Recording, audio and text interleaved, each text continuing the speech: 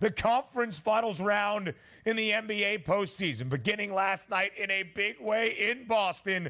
Late game heroics, a double bang for Jaylen Brown, and overtime between the Celtics and the Pacers. We recap everything from game number 1 of the Eastern Conference Finals before game number 1 of the Western Conference Finals. Speaking of the conference finals, they begin tonight on the ice in the Stanley Cup playoffs as well. Daily grind around Major League Baseball and some football conversations as the NFL has reported for OTAs. All of that and more, DRS, here until 11 a.m. Eastern. Late May, the place to be right here on the SportsGrid Network. That is for sure. And last night, if you were watching that Pacers-Celtics game going like, oh boy, looks like we got a legitimate chance to have a 7-game series, and we might have that. You just can't turn the basketball over, Ben, 20-plus times in a game on the road and expect to come away with a victory and turning the basketball over in the biggest moments. But yesterday, saw some great things also on the diamond, a lot of home runs going out. The Phillies won another baseball game yesterday against the world champions. We'll see what happens today, but we got a long way to go, Ben, over the next 3 hours.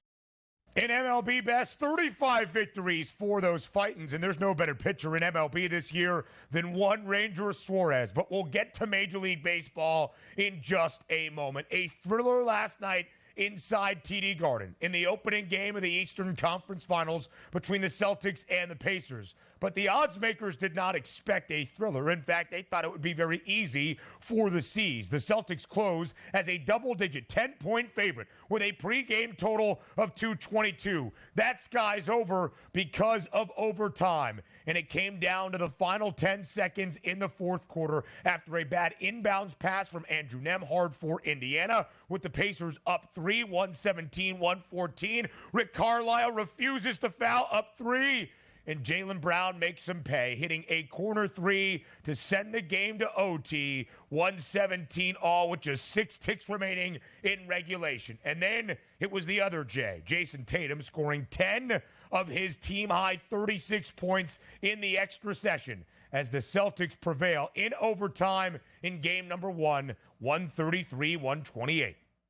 Exciting all the way through. We told you yesterday, we like the over in this game. We like the Boston Celtics team total over. We thought Jason Tatum would have a big night. We thought Al Horford would play a lot of minutes and have a lot of shooting opportunities, and he did. It was a fun game to watch all the way through, but if you are the Indiana Pacers waking up this morning knowing you should be up 1-0 in this series with a legitimate chance to win game number 2 where the Boston Celtics have struggled for the first 2 rounds and then head back to Indiana up 2-0, that's a tough pill to swallow because you blew that game down the stretch. But look, great teams take advantage of other teams' mistakes. The Boston Celtics did that. They now lead the series 1-0, but my goodness, Pacers, you threw the kitchen sink at Boston and you should have won, and you didn't.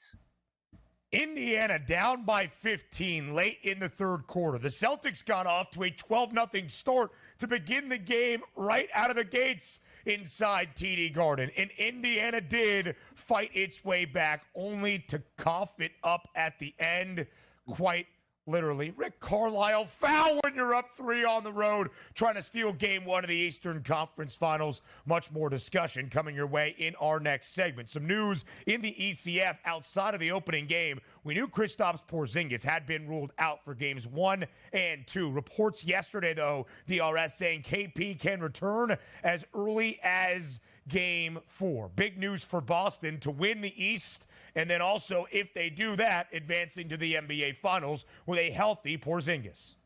Yeah, it'll certainly help out, but also just goes to show you. So many times we just talk about devastating injuries like ACLs and how long they keep you out. Now, granted, calf injuries and hamstrings don't keep you out that long, but every time we hear like, oh, he strained his calf, he'll be back in a game or 2. We haven't seen Porzingis in weeks, and now we're talking about maybe getting back in game number 4, but that'll be a big boost as long as, again, the Celtics are handling their business.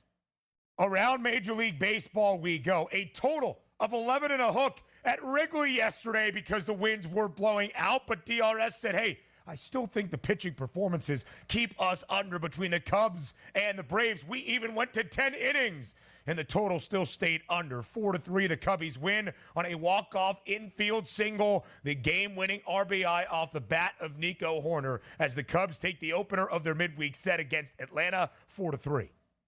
Yeah, there's a couple games last night that we looked at and said, man, they are perfect scenarios for a lot of runs to be scored, but very good pitchers on the mound. One of those games was in Philadelphia, but the main one, 20-mile-an-hour winds blowing out in Wrigley, that should be an automatic over. We had two really good pitching performances in that game. Just what happens here? My goodness. Here we go. Braves. Uh-oh. Atlanta has now dropped 5 of their last 6. They trail the Philadelphia Phillies by a full 6 games in the National League East. A walk-off in extras in Chicago. The same story in Houston after a huge night for Kyle Tucker.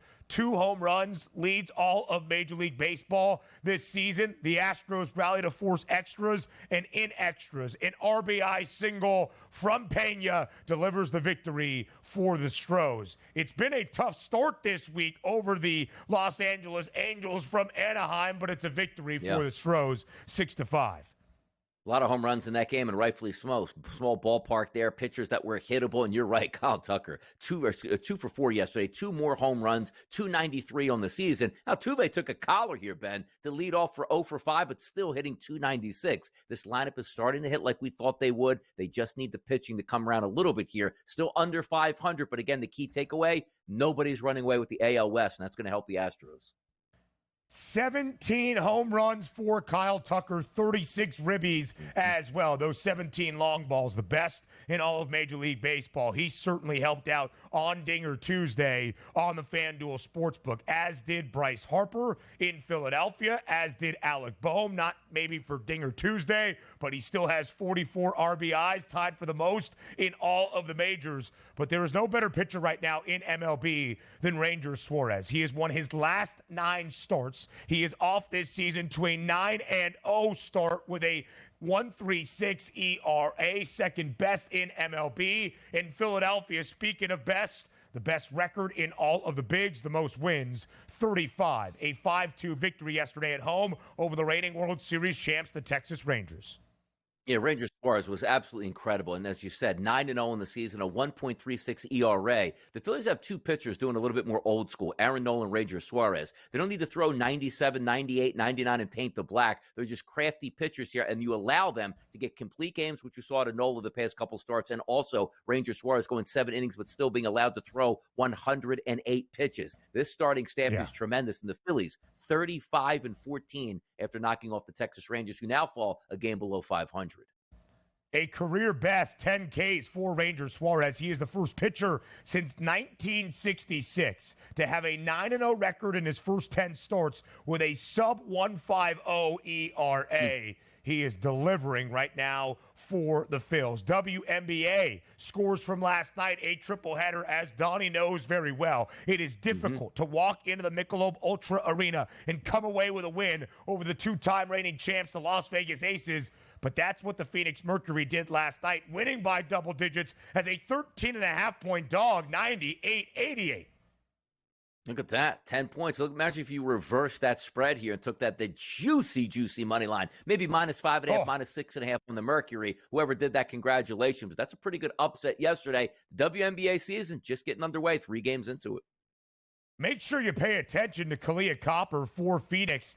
37 last night after a career-high 38 over the weekend for the Mercury. More NBA news around the association. Victor Wembanyama, first-team all-defense in the NBA, becoming the first-ever rookie to make the first-team all-defense. A lot of bigs on the first team. The guards made it to the second team.